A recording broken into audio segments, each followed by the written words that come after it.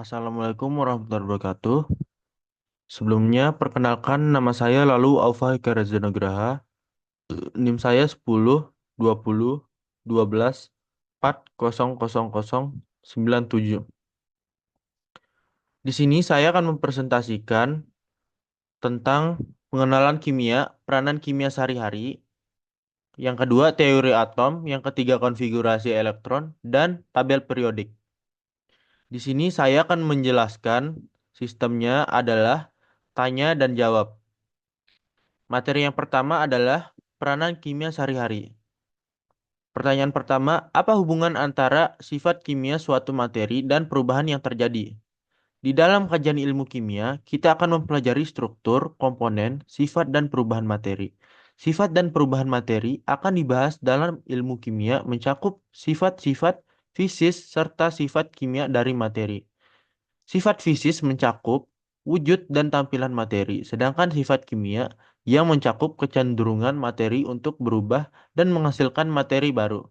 Pembahasan tentang energi yang menyertai perubahan kimia menyangkut banyak energi yang menyertai perubahan sejumlah materi, serta asal-usul dari sifat kimia tersebut.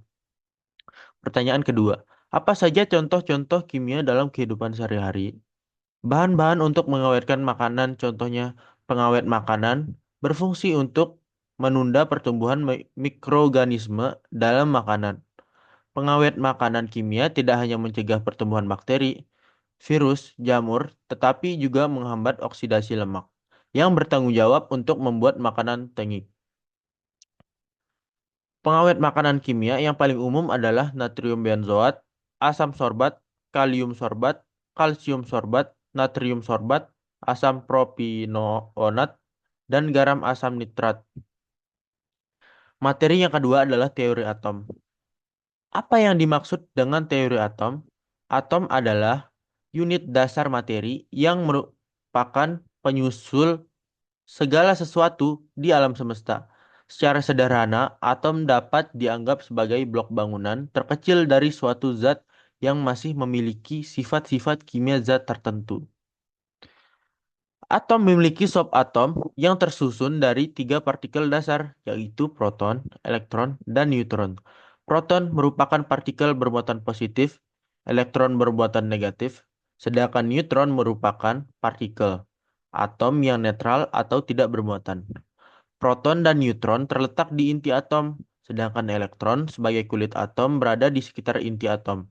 Konsep atom sendiri mengalami perkembangan dari masa ke masa seiring dinamika pemikiran manusia. Pertanyaan yang kedua, apa perbedaan utama antara model atom Thomson dan model atom Rutherford? Yang pertama, atom Thomson menggambarkan atom seperti roti kismis di mana muatan negatif tersebar dalam muatan positif seperti kismis dalam adonan roti. Yang kedua, atom Rutherford menunjukkan bahwa atom memiliki inti yang kecil, padat, dan bermuatan positif di pusatnya, sementara elektron mengelilingi inti dalam ruang kosong. Materi yang ketiga, konfigurasi elektron. Apa itu konfigurasi elektron? Sorry. Konfigurasi elektron adalah susunan atau distribusi elektron dalam suatu atom ke dalam tingkat-tingkat energi atau orbital tertentu di sekitar inti atom.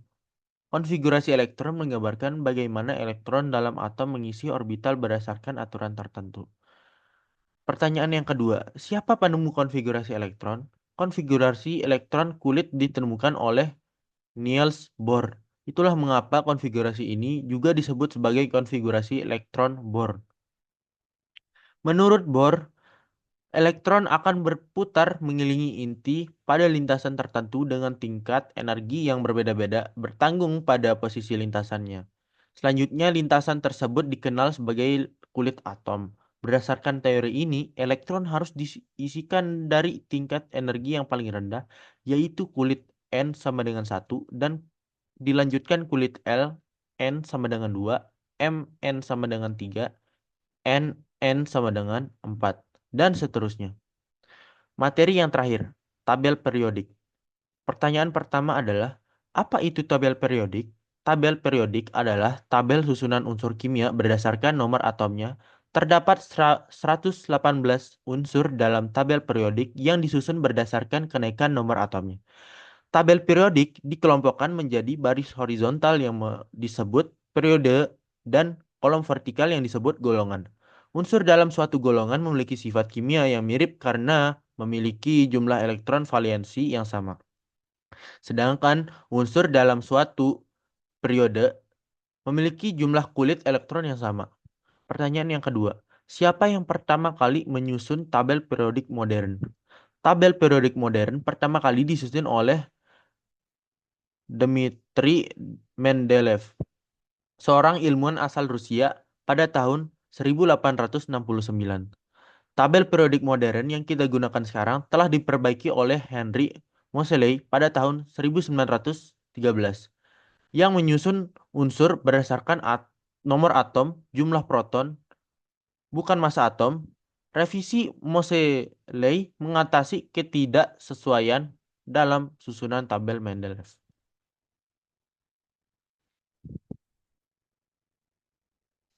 Sekian presentasi dari saya.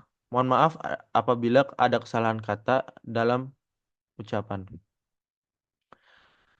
Wabillahi taufiq wal hidayah. Assalamualaikum warahmatullahi wabarakatuh.